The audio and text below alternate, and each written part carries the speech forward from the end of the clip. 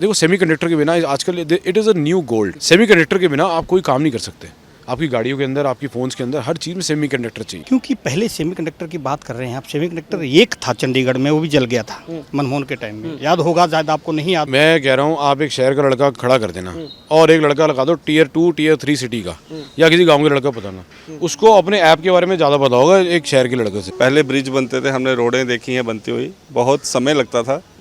पर आज जो समय है, आज एक ब्रिज बनाने में, एक सड़क बनाने में उतना समय नहीं लगता। आप वंदे भारत की बात कर रहे हो, वंदे भारत तो जाने की जरूरत भी नहीं पड़ती क्योंकि यहाँ पे 2 घंटे का तो आपका मेरठ का रास्ता बना दिया खाली। चांद पर पहुंचने से लेकर के हाईटेक ट्रेन तक और खेतों में तमाम प्रकार के ड्रोन से लेकर के नदियों में होने वाली सफाई की तमाम मशीनों तक पिछले 12 सालों में भारत ने अद्भुत जो है वो एक छलांग लगाई है। टेक्नोलॉजी की दुनिया में अपने एक अलग छाप छोड़ी है। लेकिन इन 12 सालों में आम लोगों पर टेक्नोलॉजी का कितना असर पड़ा, कितना आम लोगों के जीवन में परिवर्तन आया, तमाम लोगों से बात करेंगे और जानेंगे कि पिछले 12 वर्षों में टेक्नोलॉजी को लेकर के लोगों का नजरिया, लोगों की सोच और लोगों का जीवन आखिर कितना बदला।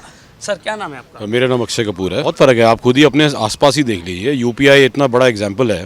आजकल पहले लोग आते थे, कुछ हमारे बिजनेस में लोग आते थे कैश लेकर आते थे, हमेशा छोटे छोटे शहरों से आते थे। आजकल कोई भी कैश लेके नहीं आता, सबको यूपीआई लेकर आते हैं। एक तो सेफ्टी हो गया, सिक्योरिटी हो गई, सिक्योरिटी के साथ साथ एकदम ईजी वे है। 1 मिनट के, मेरे ख्याल 1 मिनट में ज़्यादा बोल रहा हूँ, 10 सेकंड में पैसे आ जाते हैं आपके पास। आजकल के टाइम में वो जो पैसे होते हैं, आप देखिए छोटे छोटे आपको जनता मिलेगी, कोई पपीते वाला होगा, केले वाला, उसके पास भी अगर आप मोबाइल फ़ोन देखोगे आज के टाइम में सैमसंग है या बढ़िया बढ़िया मोबाइल फ़ोन होंगे, उसके पास 25-30 हज़ार रुपये फ़ोन होंगे। और वो फ़ोन जो जितने भी हैं वो इसी हिसाब से है सारे कि जी क्योंकि वो उसको यूपीआई से पेमेंट आ जाती है उसके पास, उसके बैंक में ट्रांजैक्शन शुरू हो गई है, वो किस्तों में उड़ा के ले आता है, इंस्टॉलमेंट पे ले आता है। तो टेक्नोलॉजी तो बहुत अच्छी हुई है। धीरे धीरे करके देखो ना आप, अगर आप देखिए मोदी जी के आने से पहले मेरे ख्याल से डिफेंस का एक्सपोर्ट कोई नहीं होता था। और डिफेंस देखो टेक्नोलॉजी में इतने अच्छे आ रहे हैं। आर्मीनिया को इतना बजट दिया है इंडिया ने। और मैं देख रहा हूँ कि जितना डोम सिस्टम इंडिया में आया है, अभी कल परसों मैं न्यूज़ देख रहा था कि 11 इन्होंने ऐसे एक सैटेलाइट्स लगा दिए हैं कि इंडिया को एक तरीके से कवच की तरह कर दिया है। जैसे इजराइल के पास ही डोम होता था, आज इंडिया के पास भी डोम आ गया। तो ऐसी ऐसी चीज़ें आ रही हैं, तो मुझे तो बहुत अच्छा एक पॉजिटिविटी लग रही है इंडिया के अंदर। तो सर ऐसी कौन सी टेक्नोलॉजी है जिसने आपकी अपनी लाइफ बदली, आपकी ज़िंदगी? टेक्नोलॉजी का क्या होता है ना, वो धीरे धीरे करके आपके अंदर ऐसे समा जाती है कि आपको पता नहीं लगता कि कब आ गई। आज हम पहले जाते थे एसबीआई, आईसीआईसी बैंक जितने भी होते, पहले एसबीआई वगैरह में जाते थे हम, सारे बैंकों में जाके पैसे खाता होता था, लाइन लगती थी। आजकल लाइन ही नहीं है बैंकों में। आप देखो, आप किसी को पेमेंट करनी होती है, पहले एक टाइम होता था कि आदमी के पास पैसे नहीं भी होता तो चेक काट देता था कि भाई साहब कोई बात नहीं, बैंक मैनेजर को बोलता था भाई साहब फलाने का चेक है, का भी पैसे जमा करा देंगे। सिस्टम खत्म हो गया। हमें भी आदत वैसी पड़ गई है। आदत ऐसी पड़ी है कि जी बैंक में इतना पैसा उतना हम ट्रांसफ़र करते हैं। अच्छा सर, जैसे आप एक बिजनेसमैन हैं तो लेन देन आपका भी लगा रहता होगा और आपका व्यापार भी चलता होगा, तो पहले ऐसे कौन से काम होते थे जो लगता था बहुत मुश्किल है और आज वो काम टेक्नोलॉजी के कारण आसानी से हो जाते हैं, इजीली वो काम डन हो जाता है? भाई साहब बहुत चीज़ें हैं। जैसे फॉर एग्जांपल पहले कोरियर का होता था, हर चीज़ में बिल्टियाँ जाती थी, आती हैं। आजकल फ़ोटो खींच के आ रही है, जा रही है। हिसाब करने 6-6 महीने, 2-2 साल तक, मैं कह रहा हूँ 1-1 साल, 2-2 साल तक कोई पार्टियाँ नहीं आती। तो पहले हर महीने पार्टियों में आना पड़ता था हिसाब करने के लिए। हमारी पुरानी दिल्ली के अंदर तो ये होता था, जब तक हिसाब नहीं होता था काम नहीं होता था। दूसरा आप देखो, आप ये कह रहे हो सी फॉर्म जैसा बड़ा जो है ना, सी फॉर्म जो हटाया सरकार ने, वो इतना बढ़िया काम किया है। सी पहले डर लगा रहता था कि हमने पेमेंट हो गई, माल चला गया, आ गया, और उसके बाद भी ये लगता था कि भाई साहब ये सी फॉर्म आएगा नहीं आएगा।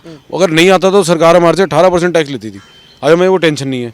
आजकल ई-वे बिल है कि कोई गाड़ी रुकती नहीं, कोई कुछ नहीं है। सरकार इतना हमारे पे भरोसा करती है, और क्या चाहिए। हेल्थ एजुकेशन में भी बदलाव है? अरे बहुत फ़र्क है भाई साहब। हेल्थ एजुकेशन के अंदर आज, पहले आप जाते थे तो ऐसे ऐसे लोग लगते थे आपको। आज आप में हर चीज़ के अंदर आप कौन सी चीज़ बताओगे।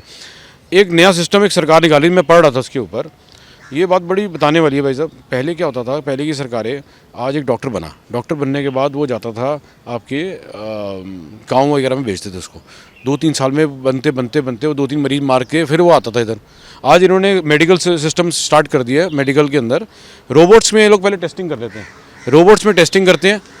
अगर तो इनको सही लगता है तो करते हैं, नहीं तो नहीं करते। और रोबोट्स में क्या होता है कि आपकी प्रॉब्लम नहीं आती बिल्कुल। अगर किसी को कुछ इंजेक्शन देना, कोई प्रॉब्लम आई तो रोबोट उसके ऊपर वो ले लेता है उसको। बड़ी चीज़ें, चेंजेस है, बहुत अच्छा चीज़। उसके बाद अगर हम स्पेस की बात करें, क्योंकि तमाम पॉइंट्स हैं, उन्हें भी जानना जरूरी है कि टेक्नोलॉजी के कारण कितने बदला। तो अगर स्पेस टेक्नोलॉजी की हम बात करें तो स्पेस जो है वो भारत में लगातार बढ़ रहा है।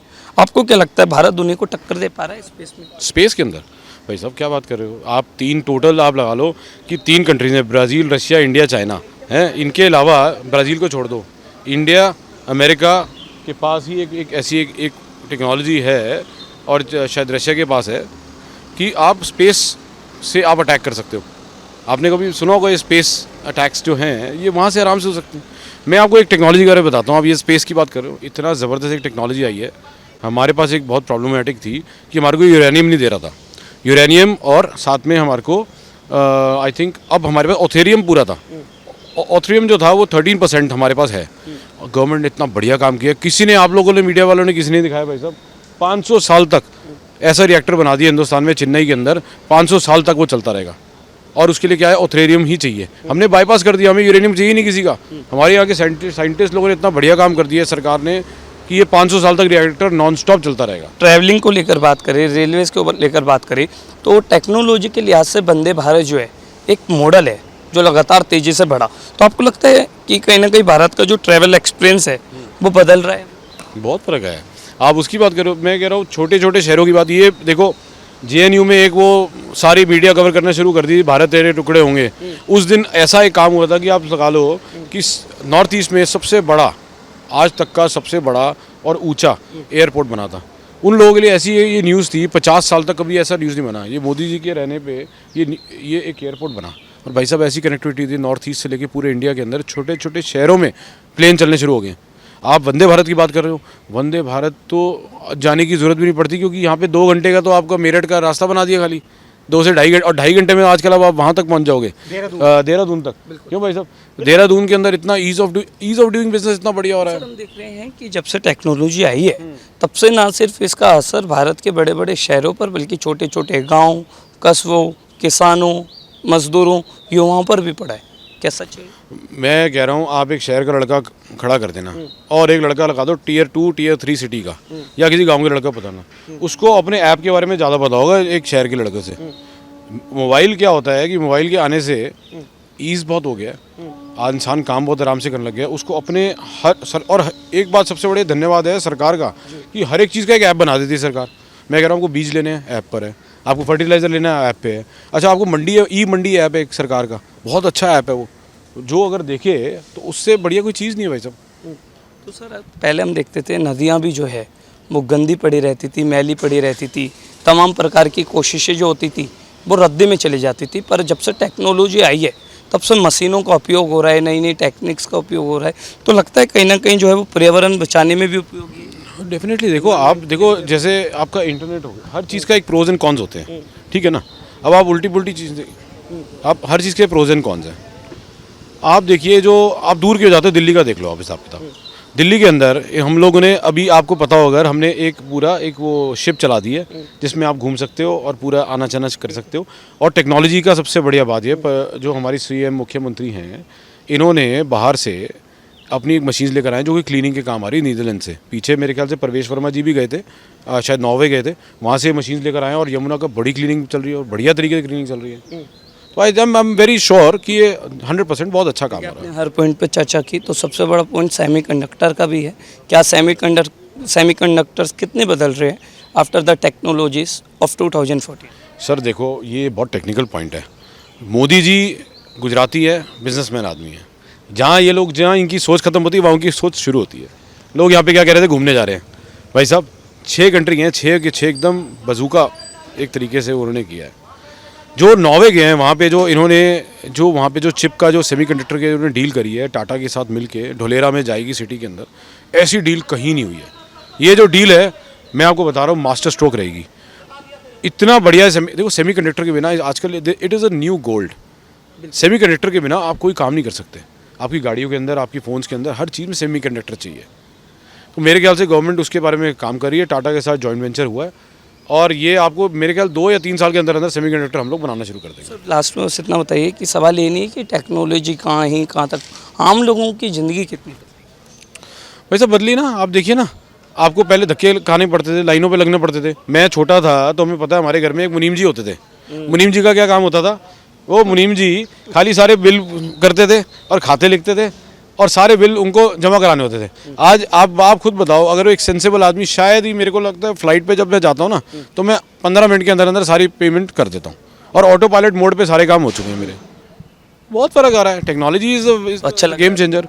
अरे आप देखो, बहुत अच्छा लग रहा है हमारे इंडिया की जो टेक्नोलॉजी है। मैं पीछे यूरोप गया था, वहाँ पर कोई भी ये सिस्टम नहीं है, यूपीआई का सिस्टम नहीं है।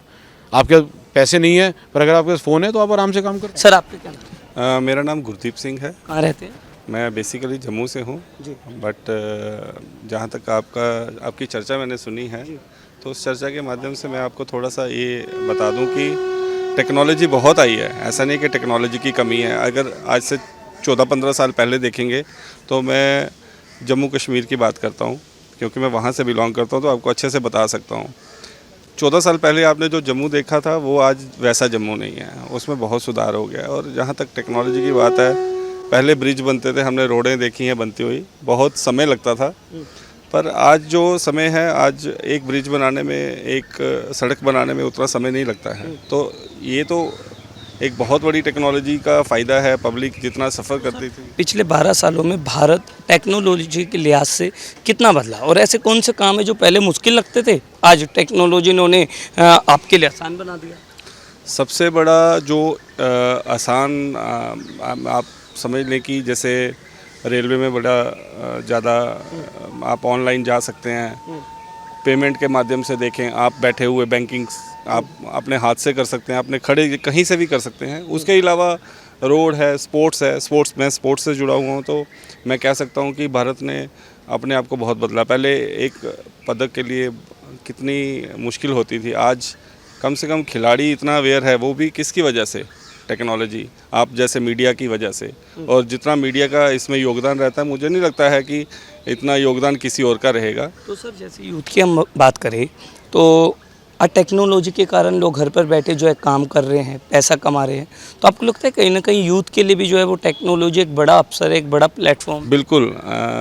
जहाँ तक मेरी समझ में है तो आज यूथ के लिए टेक्नोलॉजी का इतना फ़ायदा है, आप समझ लीजिए कि सेल्फ एम्प्लॉयमेंट भी बहुत ज़्यादा है ड्यू टू टेक्नोलॉजी।